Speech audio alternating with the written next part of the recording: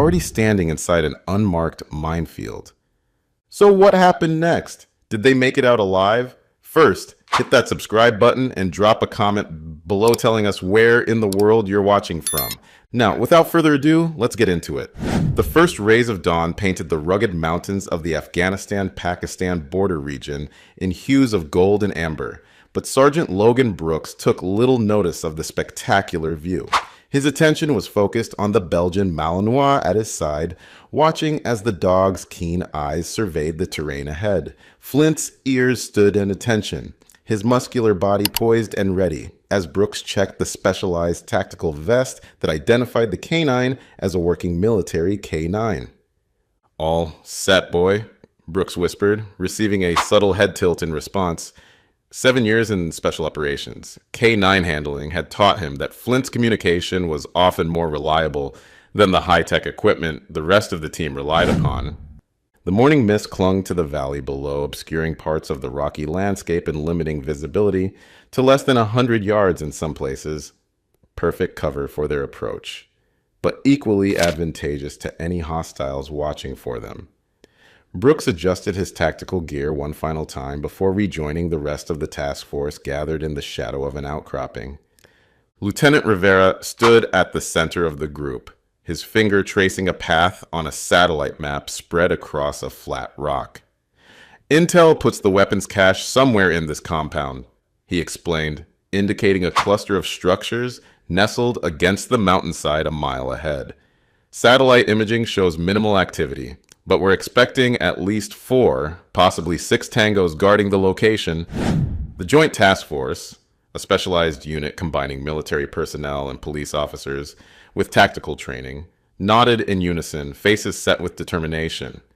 They'd been tracking this weapons smuggling operation for months, following the trail of illegal arms moving across borders into the hands of insurgent groups. "Brooks, you and Flint take point," Rivera continued, glancing up at the K9 handler. "We need to know if anyone's watching the approach. This valley's too perfect for an ambush." Brooks nodded, feeling Flint press against his leg, already anticipating the command. The dog's training was impeccable, but there was something more to Flint, an almost supernatural awareness that had saved their lives more than once. Officer Jenkins, the youngest member of the team at just 23, checked his weapon nervously. His eyes kept darting to Flint, a mixture of curiosity and skepticism evident in his expression. It was his first deployment with a K9 unit, and Brooks had overheard him questioning the wisdom of risking the mission on a dog's nose during their briefing back at base. "We move in 10, Rivera announced, checking his watch. "Radio silence once we enter the valley. Standard sweep formation, keep eyes on your sectors." As the team made final preparations, Officer Carter approached Brooks, his weathered face breaking into a rare smile, as he reached down to let Flint sniff his hand. "Good to have you two on point," he said quietly. "Saved my ass in Kandahar. Never doubted a dog since."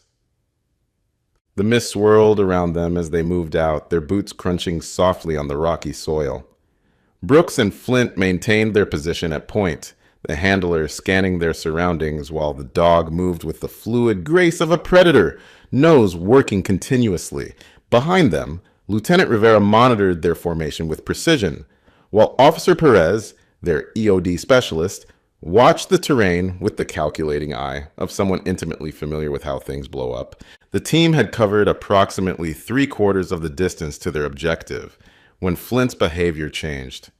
The transformation was subtle at first, a slight stiffening in his gait, his tail position shifting from relaxed vigilance to rigid alertness. Brooks noticed immediately, his hand raising in the signal for the team to halt. Years of partnership had attuned him to even the slightest changes in his dog's demeanor. The Belgian Malinois took 3 more careful steps forward, then stopped abruptly, his entire body freezing mid-stride. His ears swiveled forward, then back, scanning for sounds beyond human perception. Brooks watched intently, trying to interpret the unfamiliar pattern. This wasn't Flint's alert for explosives, nor his reaction to human presence. This was something different. something Brooks hadn't seen before. The rest of the team continued several steps before realizing Brooks and Flint had stopped. Lieutenant Rivera turned, his expression shifting from focused determination to irritation. "Brooks," he signaled in tactical hand gestures. "Why the stop?" Brooks pointed to Flint, then made the hand signal for unknown detection.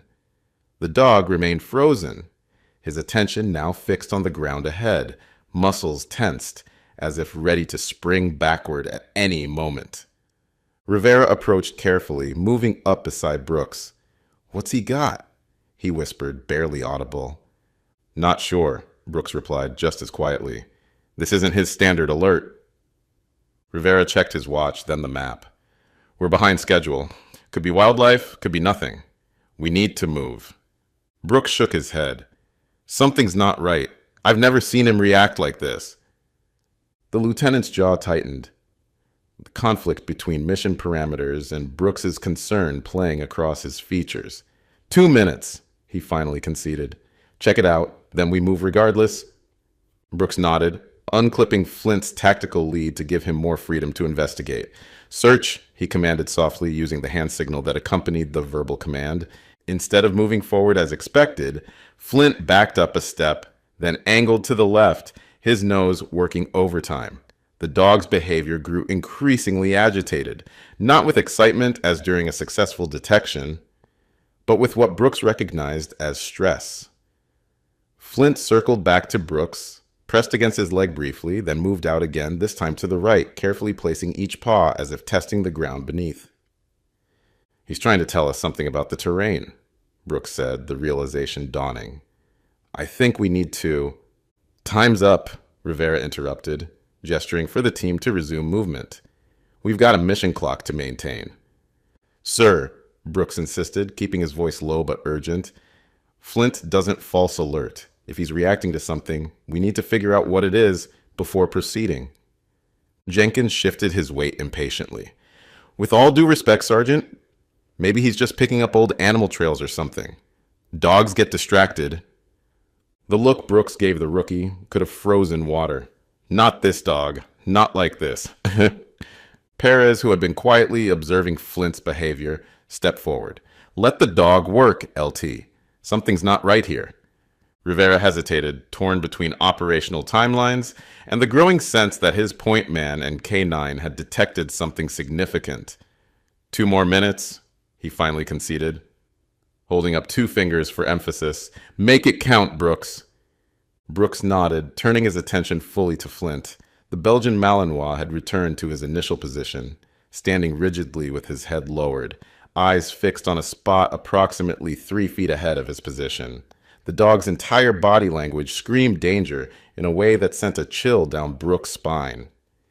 "Easy, boy," he murmured, approaching carefully to kneel beside his partner. "Show me." Flint whined softly, a sound so uncharacteristic that Carter and Perez exchanged concerned glances.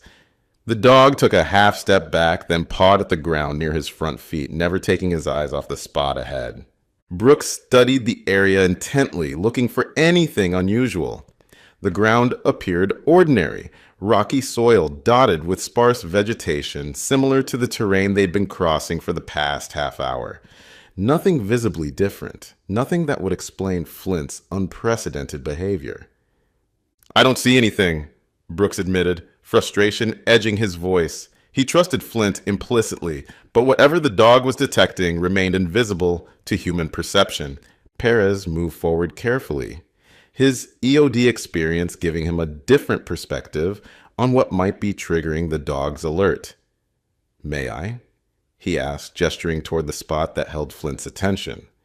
Brooks nodded, placing a reassuring hand on Flint's shoulder as Perez approached with measured steps, eyes scanning the ground methodically. "Hold up," Perez said suddenly, dropping to one knee. He leaned forward, squinting at something barely visible in the soil. With exquisite care, he brushed away a thin layer of dust from what looked like a metallic glint catching the morning sun. The team collectively held their breath as Perez worked, his movements slow and deliberate. After a tense minute, he sat back on his heels, face grim.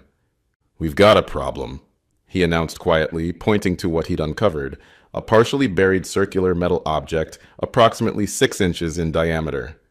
Soviet-era PMN-2 anti-personnel mine. Probably been here since the 80s. The words hit the team like a physical blow.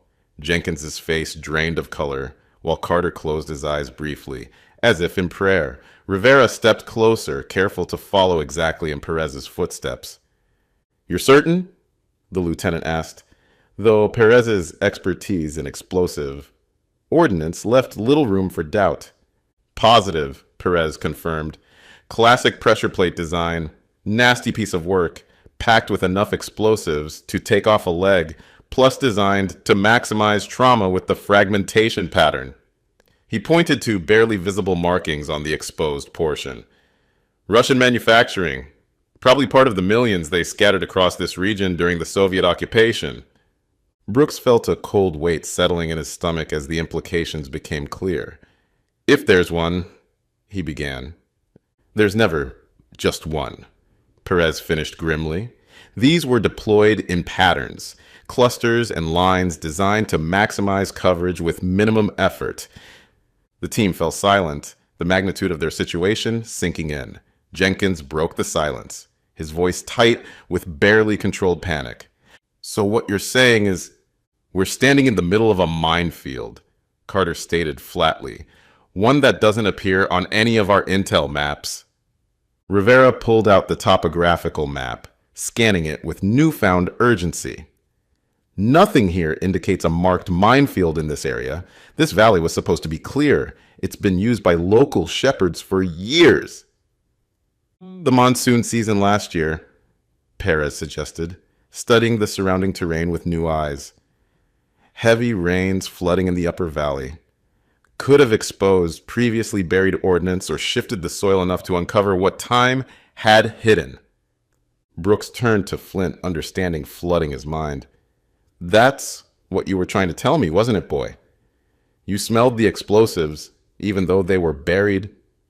He stroked the dog's head, a mixture of pride and relief washing over him. Flint had recognized the danger long before any human could have detected it. "How did satellite imaging miss this?" Jenkins asked, his earlier skepticism about the dog replaced by stunned gratitude. "Older mines like these are largely plastic with minimal metal components," Perez explained, "designed specifically to avoid detection. Standard imaging wouldn't catch them unless you knew exactly what to look for, and even then, only under ideal conditions." Rivera's expression had transformed from irritation to grave concern. "Brooks, how far have we traveled since entering the valley floor?" he asked, voice controlled despite the circumstances. Brooks calculated quickly, about 500 meters from the entry point. "And we came in single file. Through the narrow section, correct?" Brooks nodded, the implication becoming horrifyingly clear. They had already walked well into the minefield before Flint alerted. Every step they'd taken had been a potential detonation. Blind luck guiding their feet safely between deadly pressure plates, hidden beneath innocuous dust and rocks. "So, we're surrounded," Carter stated. The veteran's composure, remarkable despite the death sentence those 3 words potentially represented. "Christ," Jenkins whispered, looking down at the ground beneath his feet with newfound terror. "Nobody move," Rivera ordered, his training taking over. "Perez, options?" The explosives expert surveyed their position, his mind working through possibilities. "First priority is understanding the extent of the field and identifying a safe extraction route. Second is determining the pattern. These weren't just scattered randomly." "How do we do that without, stepping on one?" Jenkins asked, his attempt at keeping his voice steady failing miserably. All eyes turned to Brooks and Flint, the implication clear. The specialized detection skills that had saved them from walking blindly deeper into death would now need to guide them out. "Flint can detect the mines," Brooks confirmed, meeting their gazes steadily. "But this isn't what he specifically trained for. We'll need to move slowly, deliberately, testing his reactions to each potential step." Rivera nodded, decision made. Brooks, your K9 has point. Perez, you work with them on identification and safe passage marking. The rest of us stay absolutely still until we have a confirmed route. Rivera reached for his radio, but only Static answered his call for backup. Comms are down, he announced grimly. Either we're in a natural dead zone, or someone's actively jamming transmissions. Perfect, Jenkins muttered, trapped in a minefield with no backup coming. Before we start moving, we need clear communication protocols, Brooks said. Hand signals only unless absolutely necessary to speak. He pulled out a small canister of bright orange surveyor's spray paint. I'll mark each safe footfall with this. 1 footprint, 1 mark. Step only on the orange marks following my exact path. Brooks focused on Flint, using the specific tone the dog recognized as a working command. Flint, search. The Belgian Malinois responded immediately, his entire demeanor shifting to working mode. He began methodically checking the ground immediately surrounding Brooks, moving in a tight pattern. When he approached the area where Perez had uncovered the mine, he backed away, signaling his alert. But more importantly, he continued checking other areas, moving carefully forward, then returning to Brooks. He's creating a safe zone designation, Brooks explained, watching the pattern emerge. Areas he's willing to enter versus areas he avoids.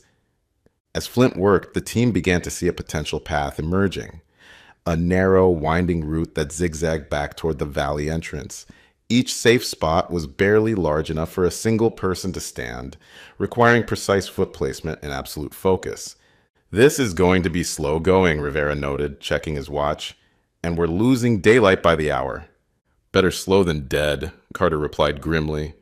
The team began their painstaking extraction, with Flint checking each step, Brooks following and marking with orange spray paint, and the others trailing in single file, stepping only on the marked footprints.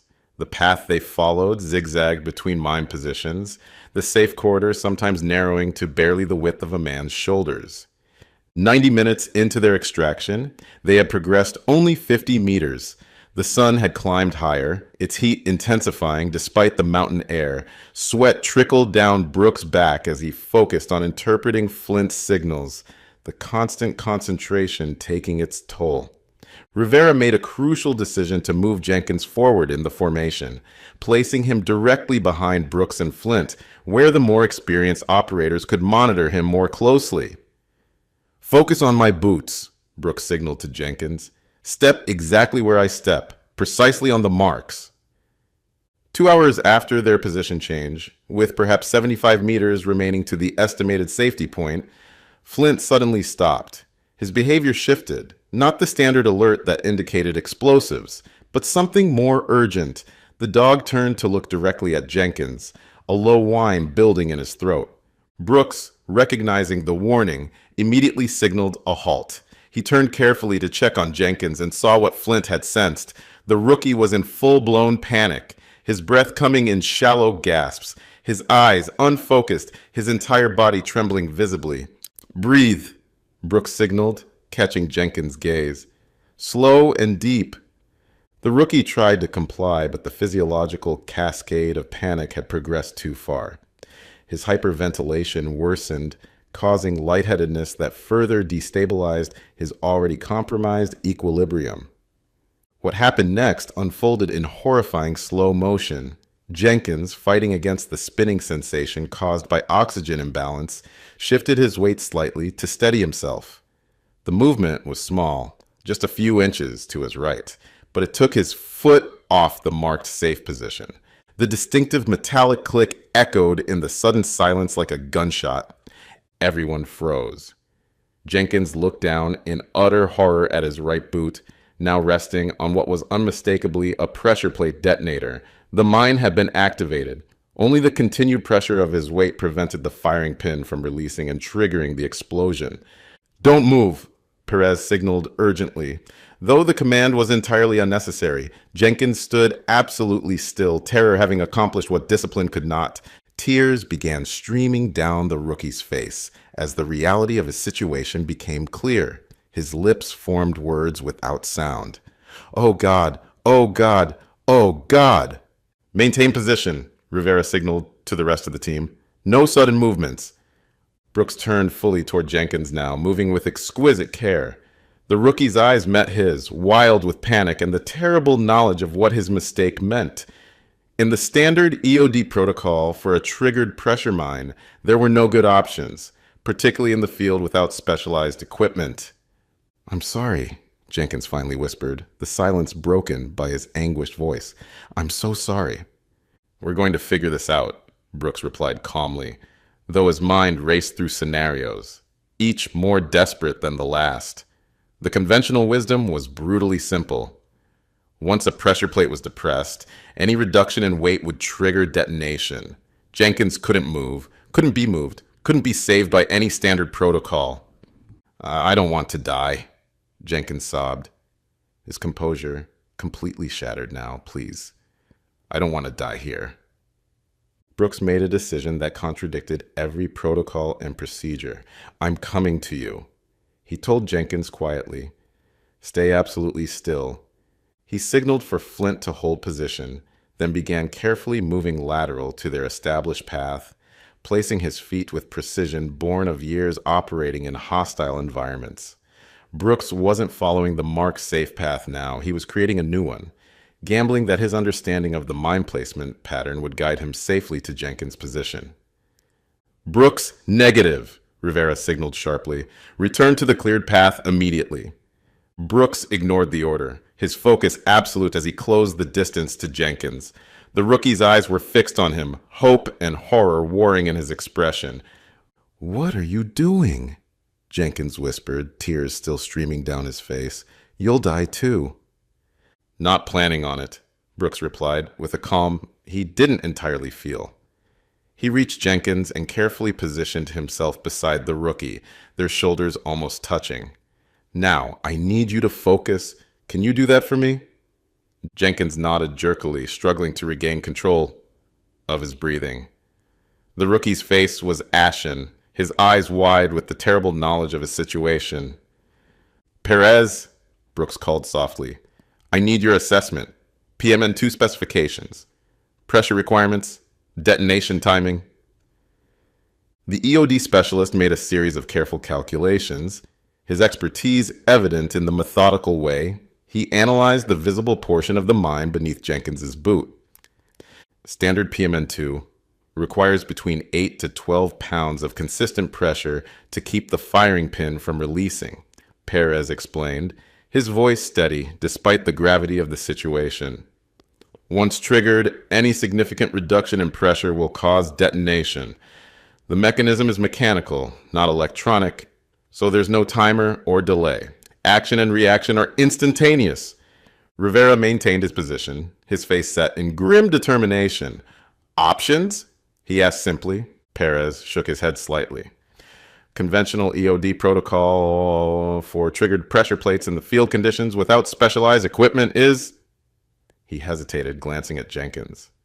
"Say it," Jenkins whispered, his voice broken. "Evacuation of all personnel to minimum safe distance, followed by controlled detonation," Perez finished, the standard procedure sounding like a death sentence when spoken aloud. "So I'm dead," Jenkins stated flatly, fresh tears welling in his eyes. "There's no way out." "There's always a way," Brooks contradicted firmly. "We just haven't found it yet." From his position on the marked path, Flint whined softly, his attention fixed on Jenkins and the pressure plate beneath his boot. The dog's ears were forward, his body tense but controlled, studying the situation with an intensity that Brooks recognized from their most challenging detection scenarios. "What about a weight transfer?" Carter suggested from his position. "Replace his boot with an equivalent weight simultaneously?" Perez considered this. Theoretically possible, but practically almost impossible to execute with the precision required. We're talking milliseconds between weight removal and replacement, with exact pressure matching. Brooks watched as Flint suddenly moved, abandoning his hold position to approach Jenkins carefully. The dog's behavior was deliberate, purposeful in a way that Brooks had seen only during their most complex detection work. "Flint, hold," Brooks commanded softly, uncertain of his partner's intentions. For the second time that day, the Belgian Malinois ignored a direct command, continuing his careful approach until he reached Jenkins' position. With exquisite care, Flint circled the rookie, studying the pressure plate from different angles, his nose working continuously. "What's he doing?" Rivera asked, watching the dog's unusual behavior. "Problem solving," Brooks replied, a glimmer of hope sparking as he recognized the pattern. "I've seen this before during complex detection scenarios. He's analyzing variables." To everyone's astonishment, Flint lowered himself to the ground and carefully extended his muzzle toward Jenkins's boot, sniffing delicately around the edges where it met the pressure plate. "He's measuring the pressure distribution," Perez realized, watching in growing amazement. "Assessing how the weight is balanced across the mechanism." Flint completed his inspection, then looked directly at Brooks, their years of partnership allowing for communication beyond words or standard signals. The dog's intent was clear. He had a solution. "I think Flint has an idea," Brooks told Jenkins, placing a steadying hand on the rookie's shoulder, "and I'm inclined to trust him." "A dog has an idea?" Jenkins asked, desperation and hope warring in his voice. "How is that possible?" "You'd be surprised what he understands," Brooks replied, watching as Flint began a deliberate search pattern, moving with the careful precision they'd witnessed during the mine detection work. After several tense minutes, he approached a small pile of rocks about 10 feet away, examining them with extraordinary focus before selecting one particular stone with his teeth. Flint returned to Jenkins' position, the rock held gently but firmly in his mouth. It was roughly the size of a baseball, with a relatively flat surface on one side. The dog looked directly at Brooks, clearly waiting for assistance. "I think he wants to create a weight replacement," Brooks said, the realization dawning. "The stone for the boot, maintaining pressure on the plate." Perez's eyes widened. "That's actually a viable approach. If the stone has similar weight distribution to Jenkins's foot and can be placed with sufficient precision, it could maintain adequate pressure on the firing pin." "But how do we make the exchange without triggering detonation?" Carter asked. "The timing would need to be perfect." The tension in the air was palpable as they prepared for the delicate operation that would determine whether Jenkins lived or died. Brooks knelt beside the rookie, careful to maintain his own balance on the unstable terrain while positioning himself to assist with the weight transfer. "On my count, we'll begin," Perez directed, his voice carrying the calm authority of someone who had disarmed bombs under fire. "The process needs to be continuous but gradual. No sudden movements, no hesitation." Flint stood attentively nearby, the carefully selected stone still held in his mouth. The Belgian Malinois's focus was absolute, his disciplined stillness belying the intelligence working behind those amber eyes. "Flint, ready?" Brooks commanded softly. The dog moved forward with precision that would have impressed a surgeon, positioning himself directly in front of Jenkins' trapped foot. "The firing pin mechanism is located approximately here," Perez indicated, pointing to a spot just behind the center of Jenkins's boot. "That's our critical pressure point. We need to maintain constant force there throughout the transition." Brooks nodded, then looked at Flint. "Place," he commanded. With exquisite care, Flint lowered his head and positioned the stone beside Jenkins's boot, the flat side oriented toward the pressure plate. The dog's placement was remarkably precise, the stone positioned exactly where Perez had indicated the firing pin mechanism would be located. "Perfect," Perez breathed, watching in amazement. "Absolutely perfect positioning." "Now comes the tricky part," Brooks told Jenkins. "I'm going to stabilize your leg while Flint and Perez manage the weight transition.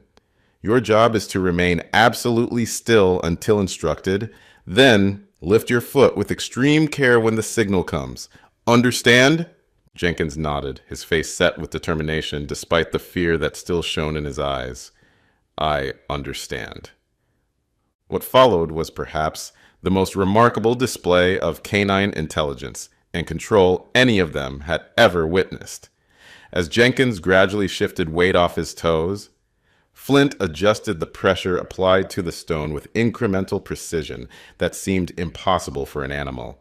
The dog anticipated each minute reduction, compensating instantaneously to maintain constant pressure on the critical trigger point. 90% transferred, Perez reported, his professional demeanor slipping to reveal genuine amazement. The stone is now bearing almost all the weight. Final phase, Brooks confirmed. Jenkins, on my mark, slide your foot straight back. Smooth, controlled movement. Flint will maintain pressure on the stone. Jenkins took a deep breath, his entire being focused on the coming movement. 3, 2, 1, mark, Brooks counted down. With excruciating slowness, Jenkins began sliding his foot backward, maintaining contact with the ground while gradually withdrawing from the pressure plate. Flint simultaneously increased pressure on the stone, his powerful neck and jaw muscles working with precision to maintain the exact force needed to prevent detonation. Time seemed to stretch, seconds extending to eternity as the final withdrawal proceeded. No one breathed. The entire world narrowed to this single point of concentration.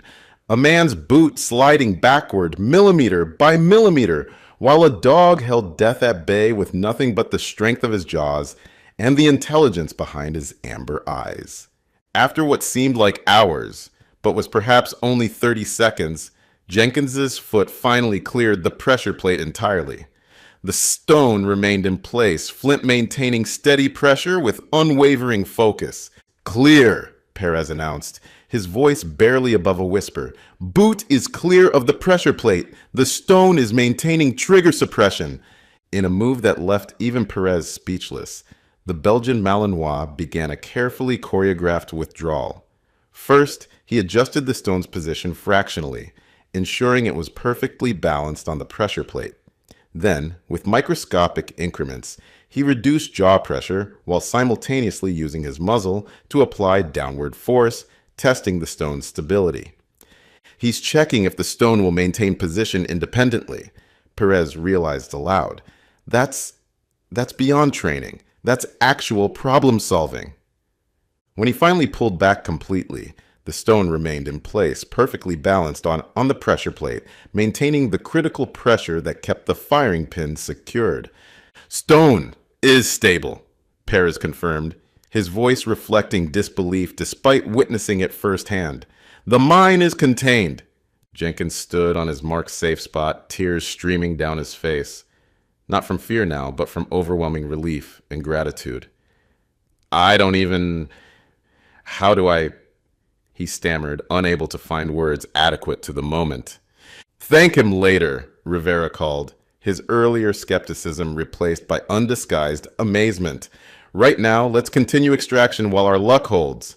As they resumed their careful progress, Flint suddenly altered course, leading them toward a side valley branching from their current position. After careful investigation, they discovered disturbed soil patterns indicating recent human activity.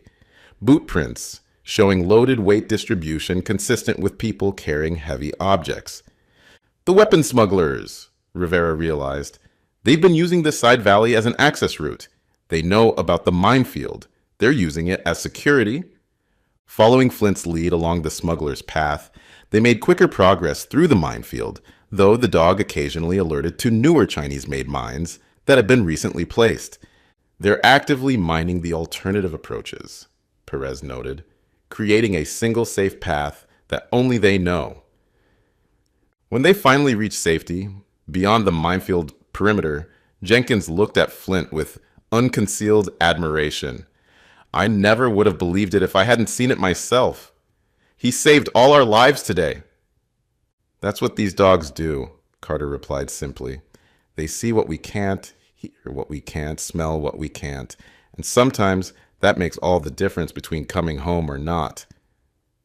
3 days later, the valley had become a major military operation as specialized EOD teams methodically cleared the minefield. 27 weapons crates were recovered, over 300 mines identified, and intelligence linking 3 separate terrorist networks to the smuggling route was obtained. Jenkins, once skeptical of canine capabilities, requested permanent attachment to the canine support unit. Brooks wasn't surprised. The rookie had learned the most important lesson of canine operations. Trust your dog, Brooks explained simply. Even when, especially when, you don't understand what they're telling you. Have you ever witnessed an animal detect danger that humans completely missed? Service animals like Flint possess extraordinary senses that allow them to perceive threats long before they become visible to us. Would you trust your life to a canine like Flint in a life or death situation? While this story highlights the exceptional abilities of military working dogs, canine units around the world regularly perform feats of detection and intelligence that seem almost supernatural to those witnessing them for the first time. If this incredible story of canine heroism impressed you, please hit that like button and subscribe to our channel for more extraordinary canine tales. Turn on notifications by clicking the bell icon so you never miss our daily uploads. Share this video with friends and family who appreciate remarkable stories about working dogs and the handlers who trust them with their lives. Check out our previous canine stories appearing on your screen right now. We'll see you tomorrow, same time, with another brand new video.